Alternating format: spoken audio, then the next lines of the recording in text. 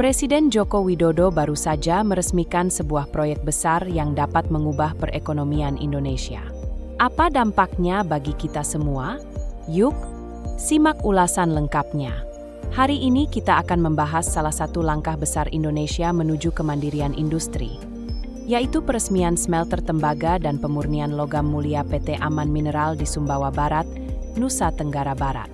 Smelter ini tidak hanya mampu mengolah konsentrat tembaga, tetapi juga menghasilkan produk bernilai tinggi seperti emas, perak, hingga asam sulfat. Dengan nilai investasi sebesar 21 triliun rupiah, proyek ini diharapkan mampu memberikan nilai tambah yang besar bagi perekonomian Indonesia.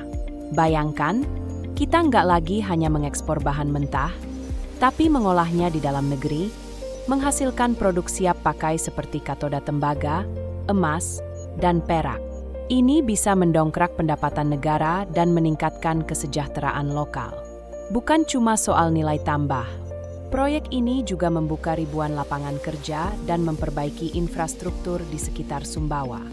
Jalan, pelabuhan, dan fasilitas umum akan dibangun dan ditingkatkan, yang tentunya membawa dampak positif bagi masyarakat setempat. Tapi, di balik manfaat besar ini, ada juga beberapa kekhawatiran. Salah satunya adalah dampak lingkungan. Pengolahan tambang seperti ini berpotensi menghasilkan limbah yang bisa merusak ekosistem jika tidak dikelola dengan baik. Selain itu, masih ada kekhawatiran soal ketergantungan Indonesia pada industri ekstraktif seperti tembaga. Kita masih perlu lebih banyak diversifikasi ekonomi agar tidak terlalu bergantung pada satu sektor saja. Para pengamat ekonomi melihat langkah ini sebagai bukti nyata keseriusan Indonesia dalam menjalankan hilirisasi industri. Namun, ahli lingkungan mengingatkan bahwa regulasi ketat dan teknologi ramah lingkungan harus diterapkan untuk menjaga keseimbangan antara pertumbuhan ekonomi dan kelestarian alam.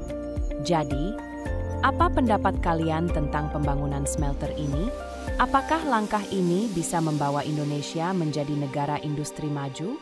Tulis komentar kalian di bawah, dan jangan lupa like, share, dan subscribe untuk update terbaru tentang ekonomi Indonesia dan proyek-proyek besar lainnya.